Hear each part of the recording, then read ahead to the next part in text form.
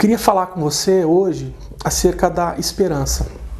O apóstolo Paulo termina a sua homilia acerca do amor, e naquele texto aos Coríntios, lindíssimo texto célebre do apóstolo Paulo, e ele fala que permanecerão no final de tudo, de todos os dons humanos, de toda a capacidade, de todo o talento, permanecem três coisas: a esperança, a fé e o amor. E desses três, o maior é o amor. Mas ele está falando de coisas permanentes, coisas poderosas, coisas de um potencial e um poder enorme de transformação, de alcançar as coisas, de poder conquistar aquilo que você sonha. Esperança, fé e amor. Jesus ele chegou a dizer: por um acaso, quando eu voltar, quando o Filho do Homem voltar, ele vai encontrar fé sobre a terra. Nós vivemos um tempo muito duro, um tempo muito difícil, em que faltam exatamente esses três elementos entre nós: esperança, fé e amor. Jesus ele fala: será que eu vou encontrar fé quando eu voltar? Porque justamente isso, falta fé no nosso meio, falta esperança no nosso meio. E nós vivemos uma crise terrível de amor. Aonde está o amor? Eu me lembro quando eu trabalhava numa seguradora na cidade de Porto Alegre há muitos anos, e todos os dias de manhã, por volta das 7h30, 7h40, indo para o trabalho, e Porto Alegre é um lugar muito frio no inverno, e às vezes temperaturas baixíssimas, 2, 3 graus, 0 graus numa madrugada, e de manhã bem cedinho, aquele frio intenso no centro de Porto Alegre. Para quem conhece a Rua da Praia, a 7 de setembro, é um lugar geladíssimo perto do Rio Guaíba, e eu passava, tinha um banco, e debaixo da marquise desse banco ficavam várias criancinhas, meninos de rua, 8 anos, 10 anos, 11 anos, 7 anos. Na época não tinha ainda a epidemia do crack, era em Porto Alegre se vivia a epidemia da cola e do loló. E eles ficavam ali, passavam a noite inteira cheirando, e quando amanhecia o dia eles iam dormir. E eu passava por aqueles meninos com uma indiferença extraordinária. E com o tempo foi passando, eu comecei a ver que eu tinha perdido o amor. Eu perdi a identificação com as pessoas.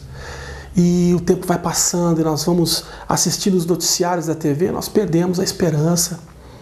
E quando nós vamos nos deparando com a maldade, a malignidade, até mesmo dentro da nossa própria religião, nós perdemos a fé.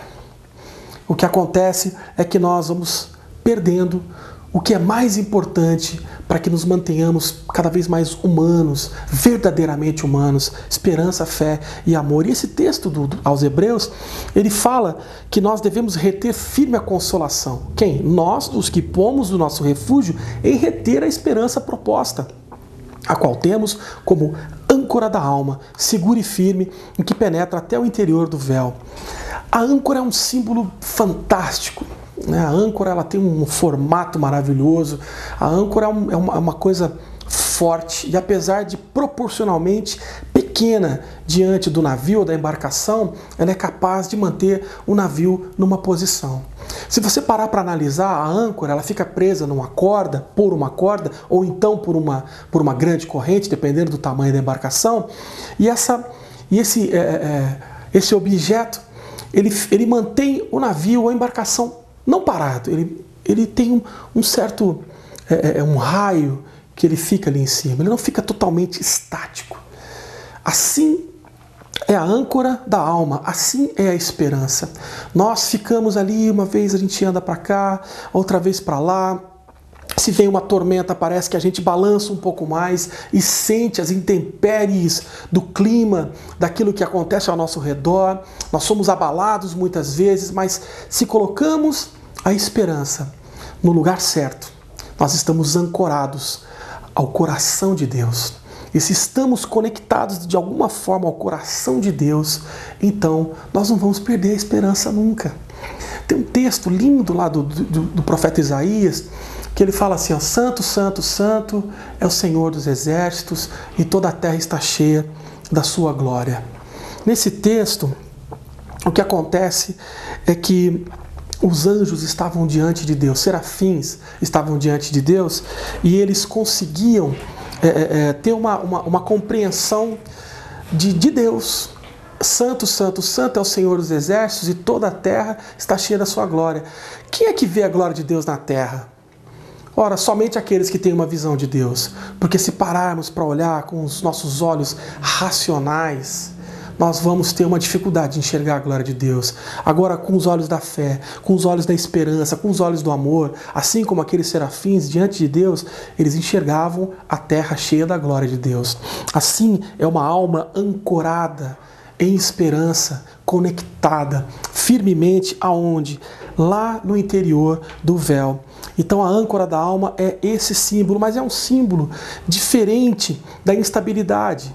Ela fica conectada nas profundezas do coração de Deus. E toda a instabilidade ao nosso redor, ela acaba não nos comprometendo.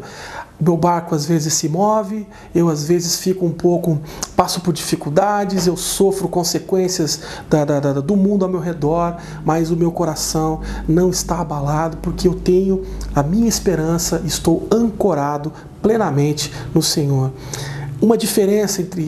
Existe uma diferença entre esperança e expectativa.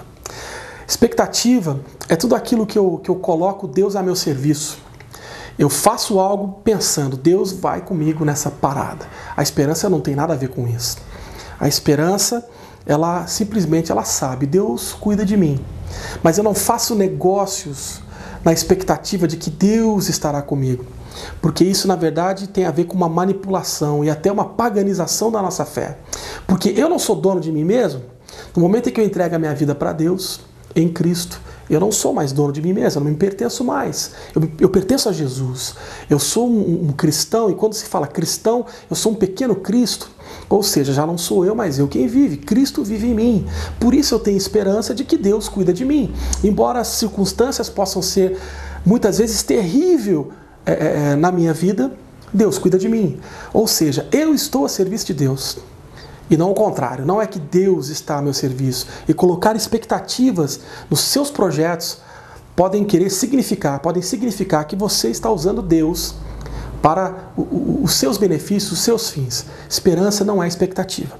Da mesma forma, existe uma diferença entre o misticismo e a superstição. O místico é existente, o místico existe. As questões espirituais inexplicáveis, as coisas ocultas, elas pertencem à essência, ao espiritual, ao invisível, aquilo que não se toca, mas nós sabemos que elas existem, temos fé e acessamos essas coisas. Mas o contrário disso é a superstição, que é quando nós acreditamos que podemos mover Deus segundo o nosso cântico. Eu oro, Deus faz. Eu canto, Deus vem. Eu bato o tambor, desce Deus. Não, isso é lá no candomblé. O orixá é assim. Bate tambor, o santo desce ou sobe. Não sei de onde que ele vem, eu não entendo muito dessa religião. Mas o que eu sei é que no meu louvor Deus não baixa. A questão não é essa. Deus não se move pela minha música, Deus não se move pela minha superstição. Deus não se move pelo dízimo que eu dou. Deus simplesmente é fiel mesmo que eu não seja. Então essas questões todas de superstição são diferentes das coisas místicas. A esperança sim, ela está fundamentada no místico, porque lá no texto de Hebreus ele fala que essa esperança é como uma âncora da alma, segura, firme e que penetra até o interior do véu. Aonde é o interior do véu? É lá no Santo dos Santos, é no mais íntimo da presença de Deus. Então, nós precisamos entender que isso não é superstição, isso é místico. A esperança, sim, ela é espiritual. E, por último, existe uma coisa chamada vida e outra idolatria. Temos ancorado nossas almas sobre o quê? Sobre as palavras escritas no livro, humanamente interpretadas, ou temos confiado num Deus vivo, relacional, pai de uma família? Deus é meu pai. Eu faço parte da família de Deus. Então eu preciso estar plenamente convicto de que Deus tem um relacionamento comigo e eu tenho plena confiança nesse relacionamento que eu tenho com Deus. Não é um ídolo para mim, não são as palavras de um livro, as quais se eu recitar, coisas miraculosas vão acontecer em mim. Não, é um pai que cuida de mim. Eu sou filho de Deus, Deus cuida da minha vida. Mantenhamos, retenhamos essa esperança, essa fé, esse amor, para que quando o Filho do Homem voltar, nós sejamos encontrados fiéis nessas três particularidades que estão em falta nos nossos dias. que elas permaneçam entre nós, fé, esperança e amor, e muita esperança para todos nós nesses dias. Que Deus abençoe a todos. Até a próxima.